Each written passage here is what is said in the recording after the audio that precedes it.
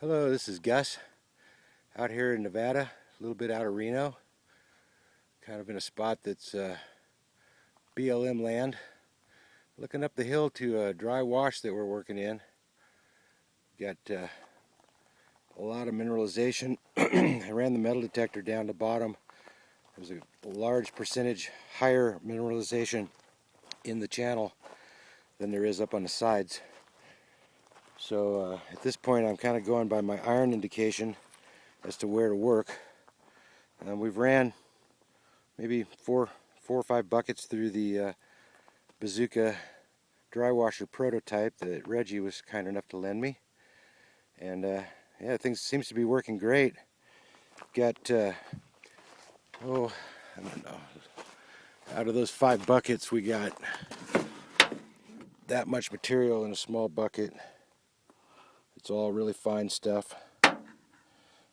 So it's hard to tell how much black sand and whatnot's in there because we don't have any water to pan it properly. But tell you what we're going to do, we're going to work some more out of this, work a couple more buckets out of this bottom here, where the metal detector said there was pretty much a line of iron that runs the whole length of this waterway here, this dry wash.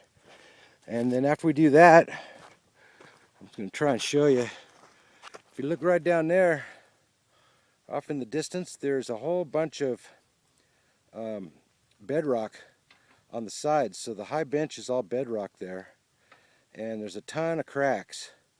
So I thought I'd do some crevicing. I brought my DeWalt battery-powered shop vac and some crevicing tools. So once we get done washing material out of this wash, which will probably be, I don't know, maybe 4 or 5 more buckets, I guess. 4 or 5 buckets through, then we'll clean it up again, save the cons, and then pack up and go down there and do some crevicing. The area we're in is all BLM land, and it borders on Indian reservation. We're on the BLM side though, and it is riddled with trails for motorcycles and off-road vehicles, so I had no problem getting down here with my Dodge 4x4 with the Cummins and the 410 Posse. Never even spun a tire. Went over a couple of gnarly rocks and just walked right over them, no problem at all. Making my own road, you know how it is. Anyway, more to follow. This is Gus, out.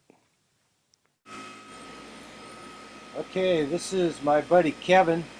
He's running some material through Reggie Gould's Bazooka dry washer prototype that he was nice enough to let us use. Wanted to get some of it on video. Again, I forgot to hold my iPhone horizontally, so I apologize for the format here. But you can see we've got a leaf blower set up. It's running through pretty much on high throttle. You kind of see the stuff shooting out the backside. This thing seems to process material very, very quickly. It'll be interesting to see what kind of stuff we capture here. I have no idea at this point if there's even any gold in this area at all. I know there's been some mining, but I have not sampled to find gold or even done the research that I should have done. So we're just out here a few miles from his house out in Reno, Nevada, out in the desert, checking out the tool basically.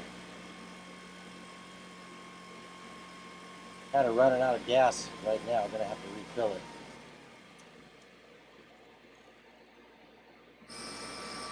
Okay. Yeah. Thanks, Kevin. Okay, this is me, Gus. I'm out here going to run a couple of buckets through this Bazooka dry washer prototype from Reggie Gould. You'll watch and see how quickly this thing processes material. It's fast. I'm going to run 2 absolutely full buckets that we just shoveled out of the dry wash.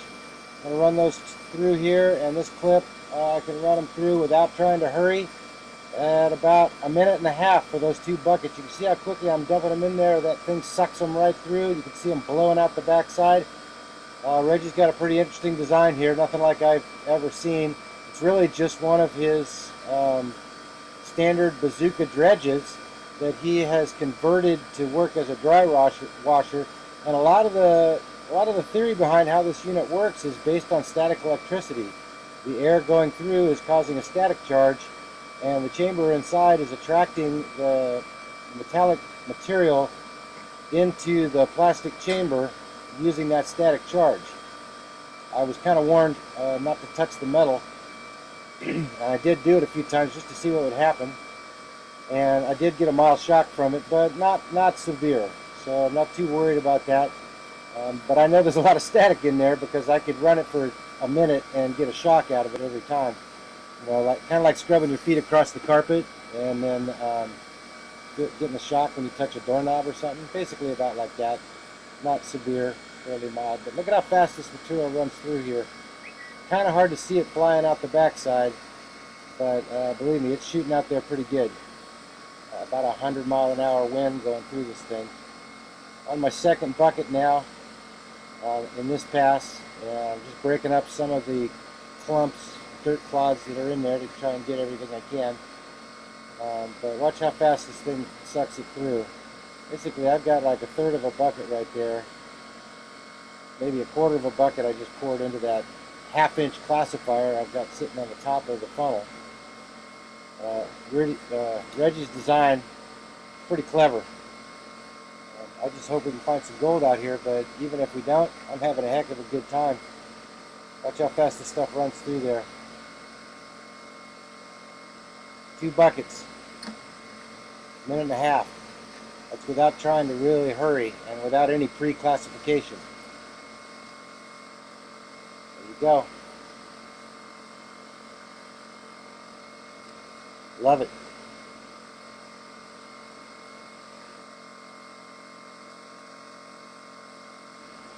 This is Gus. Thanks for watching.